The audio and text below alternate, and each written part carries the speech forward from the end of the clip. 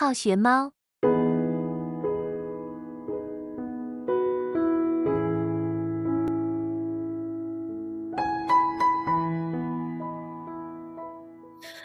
Good morning, good afternoon, good evening. Welcome to another episode of Feature. 我是 Fiona。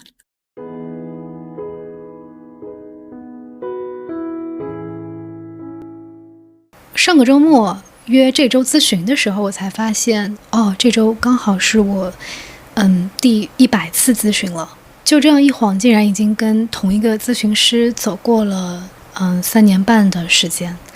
然后昨天当我把这个数字跟我的家属分享的时候，他问了我好多他很好奇的问题。他问我说，那你100次咨询跟第30次咨询的时候有什么不同的感受吗？然后他也说，就很多时候我很好奇，为什么你状态还挺好的，我觉得你当下并没有什么困扰，为什么你还在持续的做咨询？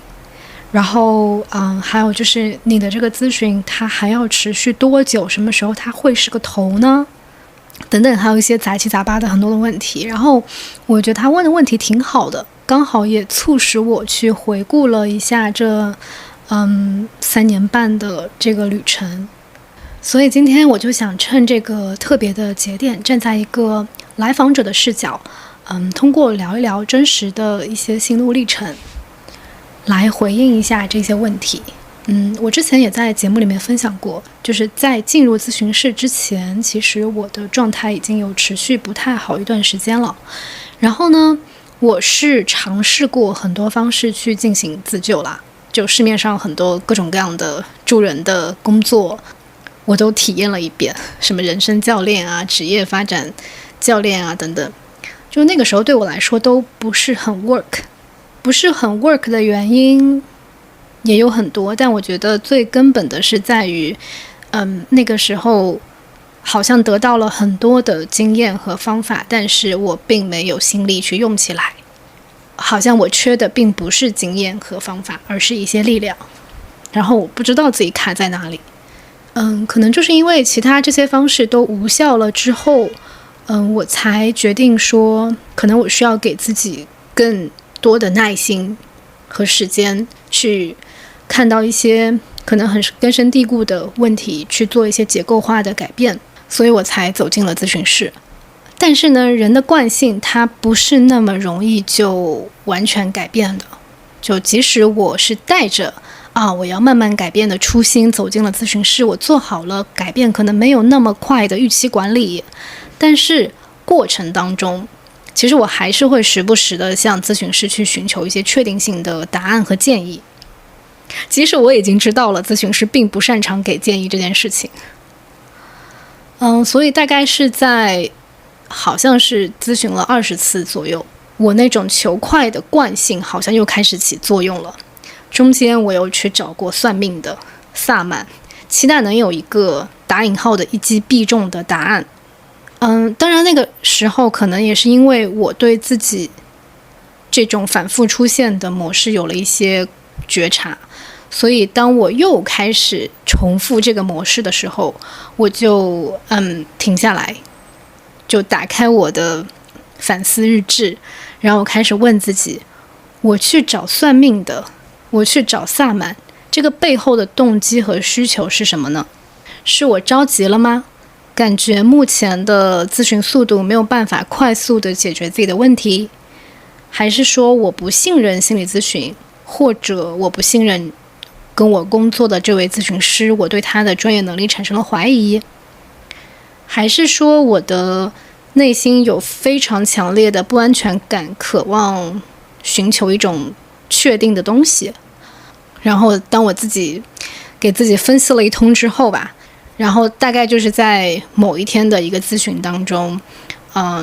在那场咨询快结束的时候，我还是决定跟咨询师坦白了自己又通过其他途径来寻找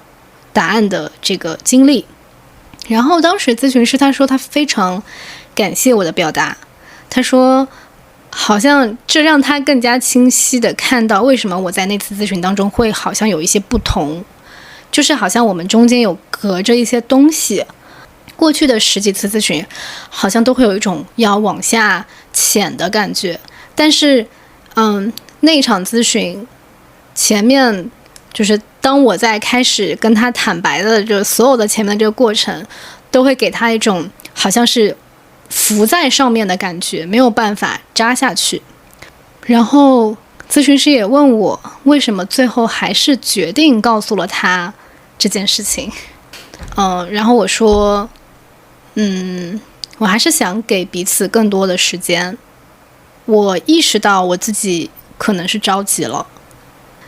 我也非常的清楚我的很多的心理的模式，很多的问题它不是一朝一夕形成的，所以我当然也不能够指望几周几个月就完全可以有一些翻天覆地的变化。然而我们确实才一起工作了3-4个月的时间，所以我觉得是我的期待在这个过程当中开始变得有一些不太合理。其实对我来说这也是一次新的尝试，就是在碰到一些问题然后我即将要跑掉的时候，我又决定继续再留一段时间观察一下。我觉得这个决定对我来说也是一个挺重要的决定，就是在咨询的过程当中。因为在之后的很多次咨询当中，我们就真的是有更多的去直面问题，而不是一碰到问题就快速的找答案，以试图快点解决和摆脱这个问题。然后在2024年的农历新年之前，我当时在豆瓣上刷到翻转电台的主播他的一条帖子，这个帖子是这样写的：我们几乎所有的新年祝福都是希望新的一天有新的不知何处而来的巨大好运，我却希望你在新的一年有新的理解、新的信念、新的期待、新的坚持、新的忍耐、新的情绪。当一切旧事、旧物、旧问题翻涌而来，我希望你敢说这次不一样了，就算再有下次，我敢说也会不一样。新年快乐。我当时刷到的时候，我就觉得天哪，跟我当时的心境完全契合上了。我觉得这是一个特别特别棒的新年祝福，也是我当时很想要努力的方向。于是我就转发了这条帖子，然后在我的新年愿望里面写下可以带着旧的问题面对新的开始。我非常的希望自己在问题再出现的时候可以说这次不一样了。然后当我开始决定留在这个关系当中，跟咨询师一起反复的去探索反复出现的模式的时候为什么说它是反复探索？是因为好像好多议题在第1次、第10次、第20次，甚至第50次、第80次的时候好像都会出现。一开始就是去聊一些议题的时候我其实会有一些着急。我当时还跟咨询师聊过，我说这个问题我们前一次都已经说过了，为什么我这次又要说一遍？但到后面我就不问了，因为我会发现每次说的时候其实都是不一样的，就是那些问题它会反复的穿上不同的马甲，在不同的场景出现，就是因为它重要，它根深蒂固，它对我来说就是核心议题。它核心到它已经拥有了非常发达的根系和顽强的生命力。就说到这里，我就脑子里就有个画面，这个核心议题就像是动漫里的那种9头怪，甚至是不止9个头，就是你只要砍掉一个头，但是因为它的心脏还非常的发达，因为它的生命力还是非常顽强，它马上又会长出一个新的头来，就是这种感觉。所以我就感觉我好像没有办法一直去砍它的头，因为它会一直出现，所以我要做的事情只能是靠近它，我要更加的靠近它，才有可能帮它连根拔起，才有可能真的会不一样。可是这个过程真的是好难好难。比如说当我真的开始靠近它的时候，我当时经历了非常猛烈的情绪，我记得自己第一次在咨询室里崩溃大哭的时候，说实话我自己都有一点陌生。虽然我自我认知是一个还挺敏感、感性，有很多情绪起起伏伏的这样的一个人，可是我从他者的评价来看，甚至是我的伴侣，他都会说我是一个情绪调节能力很强的人，他觉得我一直很稳定。然后我还记得以前工作的时候，我的老板他在同事面前是这样夸我的，他说你看菲奥娜，你别看他现在坐在办公室里可能有点 emo 或者有什么样因为家里的一些事情状态可能不是很好，但是他只要进了教室，他就可以把最好的状态带进课堂，他就可以非常的振作，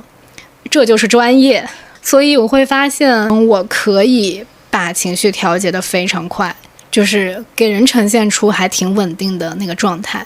所以当我自己经历那种非常巨大的情绪冲撞的时候，我是有一些陌生的。然后因为我是视频咨询嘛，所以我还记得我当时哭的有一点泣不成声了，我的第一反应就是羞耻。然后我把脸从视频里面那个画面里面移开，我不太敢直视我的咨询师，我就一直低着头擦我的眼泪。然后我努力的控制我自己的情绪，等到有所缓和了之后，我再回到画面当中。我开口的第一句话是，那我该怎么办？我可以做些什么呢？就是我会马上去看到说我要怎么解决这个问题。好像有这些情绪是不应该的，我需要快一点的让自己从这个状态里出来，我需要把这个怪物的头砍掉。然后我的咨询师他每一次都会把我的注意力重新又拉回到情绪本身，他会说我们先不着急去看怎么办，我想邀请你继续在这个情绪里面多待一会儿，你去感受一下你这个情绪是从哪儿来的呢？比如说当你在哭的时候，你是觉得身体的哪个部位会有更强烈的感受吗？然后类似于这样的对话在好多次的咨询当中其实都有重复过，就是一有问题一有情绪我开始问怎么办，然后咨询师又把我拉回到情绪本身。然后那个时候我才意识到说，我以为我是一个非常感性的人，但似乎我的理性之壳要比我想象的厚得多得多。我非常习惯用思考怎么办这样的一个问题解决的模式来防御和压抑我的一些真实的情绪，尤其是那种来得非常汹涌而猛烈的情绪，可能是羞耻、愤怒、愧疚，亦或是一些我可能根本都还难以名状的情绪，因为我并不是很熟悉，从来没有好好的去感受过它们。再后来吧，就是慢慢的，我已经不记得是第几次咨询了，反正慢慢的我开始愿意在咨询室里面让这些汹涌的情绪流淌出来，而不是去抵抗或者压抑它。然后这个时候我就发现很神奇的是，好像有很多问题的答案会开始自然而然的冒出头来。因为我一开始不是很希望咨询师可以给我一些答案嘛，但是后来当我真的发现我可以让自己这些情绪都出来的时候，我很困惑的一些问题，那些答案它自然而然也出来了。然后那个时候我才理解到咨询师不给我答案和建议它背后的深意，因为答案我本来自己就有。就我之前老是听很多助人的工作者都会说本自具足，我就觉得这4个字很鸡汤。但是在我自己完整的经历了这个过程之后，我发现确实如此。然后也是在24年新年前的那会儿吧，我看到我的咨询师朋友 Luna， 也是来节目里面聊过很多次天的那个 Luna， 她在她的小红书上发过一张图，我待会儿可以把这个图放在 show notes 里面。那张图是这样的，就是我们的激情和目标就像是种子，然后那些种子呢，其实我们本来就有，但是这个种子上面被几层厚厚的土给压住了。第一层土是创伤经历，第二层土是潜意识中的焦虑，第三层土是现实中的烦恼。当这三层土厚厚地盖在我们的种子上的时候，我们好像就不知道自己要做什么，我们好像就看不清自己的目标，也不知道自己到底喜欢什么东西。所以我们会感受到很迷茫啊，很迷失啊，等等等等。但是松了松土之后，可能我们的种子自然而然就可以发芽了，我们也自然而然的会离自己到底想要做什么、渴望什么的真实答案会更进一步。然而可能要松松土，就是需要我们去让很多的情绪，尤其是很核心的那种情绪去流淌出来。好，当我讲到这里的时候，你是不是以为我已经实现了蜕变了呢？我自己也是这么想的，但是生活就是这样反反复复的过程。的确，当我开始真正的去体会到面对一些旧问题的时候，有了一些我这次不一样的情绪的时候，我是很兴奋的。第一次体会到这样的情绪还是我去年在全职工作的时候。那个时候我每天6点多起床，然后早上会做瑜伽冥想，然后会有非常充足的时间来做丰盛又健康的早餐，然后呢中午或者下午就会去跳舞，做一些有氧的运动，然后我基本上就是每天运动，无比规律，整个人的身心状态都非常好。Work life 从来没有这样 balance 过。然后那个时候林安看我的状态太好了，他还喊我去录了一期自由职业重返职场的节目。那个标题我还记得说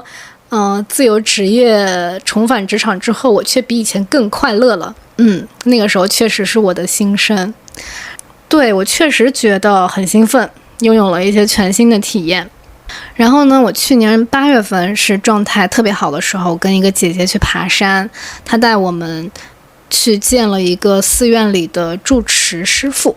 那个寺庙是在山上，然后呢，我们通往那个寺庙的时候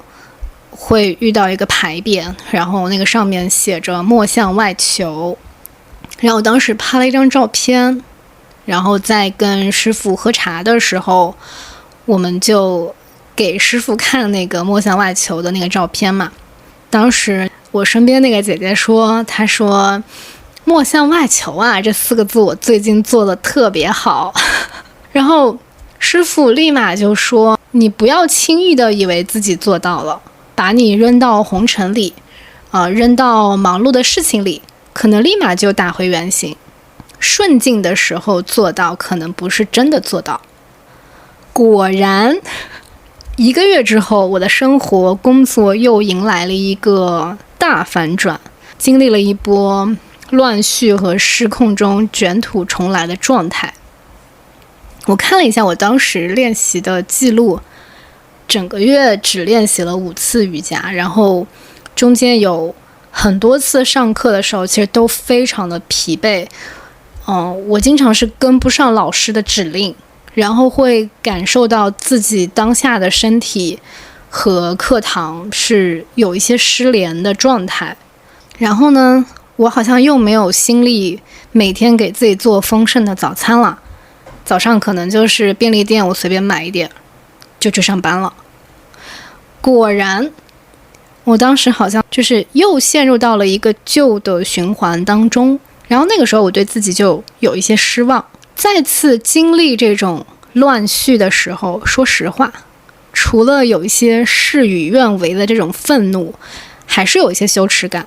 这个羞耻感就像是好像刚觉得前阵子跟大家说自己过得好快乐啊，这会儿又蔫了，就是有一种好像考了80分之后就不能再考60分，只能接受自己80分之后是90分，必须是更好的自己。这样的一个状态。我前几个月也听了圆圆和思文的一期播客，标题是痊愈之后可以再次生病，自洽之后也可以继续拧巴。我当时听完之后直拍大腿，我觉得完全表达了我当时很隐蔽但是又很真实的一些心理状态。就是他们提到说，好像是官宣了自己体测健康之后，就不好意思再官宣说自己又生病了。然后分享过戒手机成功的经验之后，不敢承认自己又上瘾了。还有，有一些人，他们可能在暴富之后洋洋得意，后来跌落谷底，就再也不敢显摆了。我觉得这种心理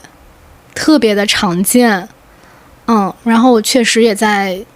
那个乱序的低谷期反复的又出现了，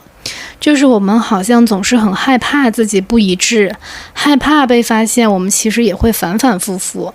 所以我当时对自己似乎又打引号的一夜回到解放前的那种低谷的状态，就是少了一些接纳。我记得那段时间，我每次开启咨询的时候，我跟咨询师都会重复这样一段对话。咨询师问我，你这周有什么感受吗？然后我总是会回答说，我这周没什么突破。终于有一次我的咨询师跟我说，你先别讲突破，你先跟我聊聊你的觉察和感受，你聊一聊你就聊聊你现在所处的这个状态，你在里面待着是一个什么样的感觉。仿佛他当时又在提醒我，就是你不要逃，你太急于去寻求所谓的突破，可能又是很想要摆脱当下的痛苦，就是你对现状是否认的，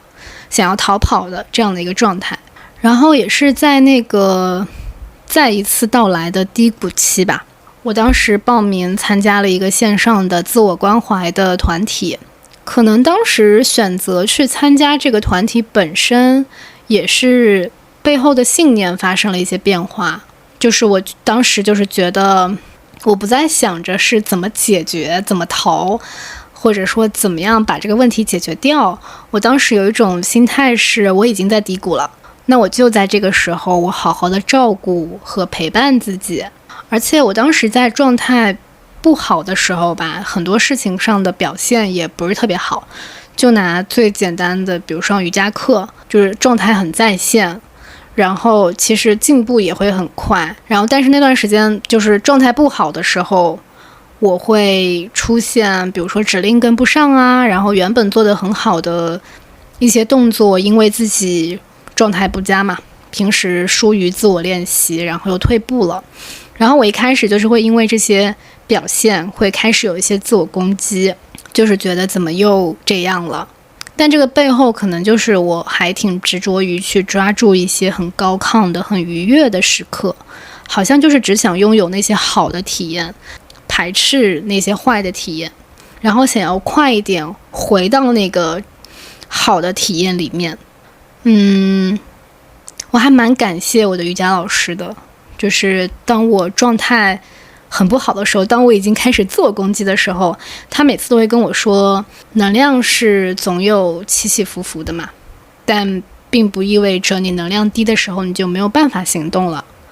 能量低的时候，我们就持续的去做一些简单的动作，关键是你持续下去就好。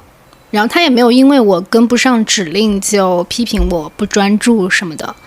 他就跟我说，如果你指令跟不上没关系，那我就再说一遍。所以我还挺感激当时的瑜伽老师的。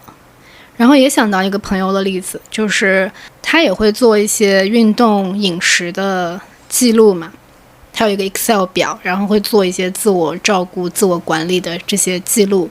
但他非常的 chill 做这件事情。他说运动了就记一下，没运动就不记呗，就是让我感受到这个事情变得好轻松，而且很日常，很平常，很平静，就是没有那么多高高低低好的不好的体验，就只是说这个事情发生了，我记录一下。我之前还听过一个老师，他在播客里面分享自己的对于冥想的心态的变化，他说以前一开始学习冥想的时候也是要正襟危坐的，必须要有一个什么样的场地，要非常正儿八经的做这件事情。然后他说后来对冥想也祛魅了嘛。他说如果你是那样去追逐冥想的话，可能就这个过程你只是把自己的那种功利心放在了冥想里面，这跟你追逐那些包包，追逐好看的外表其实并没有什么差异。他后面就聊到了他自己对于冥想的心态的变化，是把冥想变成了跟护肤一样的日常的一个动作。我当时听完他的这个比喻就特别有画面感，就很日常，就是那段时间里面输入了很多类似这样的信息吧，再加上我刚好又有一个自我关怀的这样的一个团体在一起实践，我就发现说在那个低谷期里面，我确实给了自己很多允许，就是我允许自己知行不合一，我允许那段时间我知跟不上我的行，行跟不上我的知，我的知和行总是错位，然后我允许自己反复和旧问题交手，被他打败，然后又打败他，然后我允许自己倒退，然后我就发现在我允许了之后，确实减少了很多的自我攻击和批评，就发现有很多能量能够腾出来做点事儿，不管这个就是行动带来的结果表现如何，就是行动我是一个接一个的串起来了，然后就在这个串行动的过程当中，有一些势能它会积累起来，然后它可能就会在某一个 timing 很合适的时候能把自己再拉起来。讲到这里，大家是不是已经感受到我反反复复的状态了？我当时在心理咨询避坑指南的那期节目里面有请露娜来分享心理咨询的一些小科普嘛，然后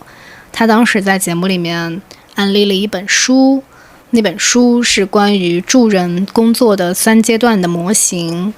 探索、领悟和行动。然后我没有看那本书的时候，我当时觉得这听起来似乎是一个线性的过程，就是我先进行探索，然后呢探索了之后我会有一些领悟，领悟了之后我就行动，好，到这里闭环结束，我就已经达到了知行合一。但是在经历了这些反反复复的过程之后，我重新的也回去看了那本助人的3阶段模型，我就会发现探索、领悟、行动的确不是一个线性的过程，有的时候可能还没开始探索，我们先行动了，然后我们在行动的过程当中积累了一些领悟，有的时候呢，可能我们探索着有了领悟，因为没有行动，领悟很快又消失了，就它一直是一个这样循环往复的非线性的螺旋式的过程。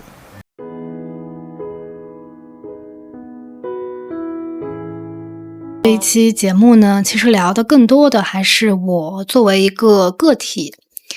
但是关于心理咨询这个助人工作和过程本身，其实我也有积攒了很多观察和思考。比如说在咨询室里的那些沉默，它到底有什么样的力量？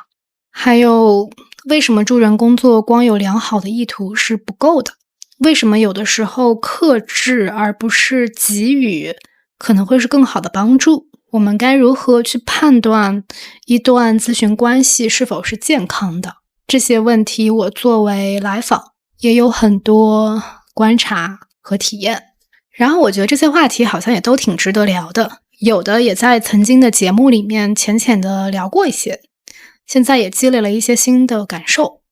如果你们想听的话，记得在评论区告诉我，也非常欢迎你们在评论区留言，无论是分享你的感悟，还是你对咨询有任何好奇的问题都可以，也许你们的提问就会促成一期特别的 Q&A。 好呀，那今天的节目就到这里。好学猫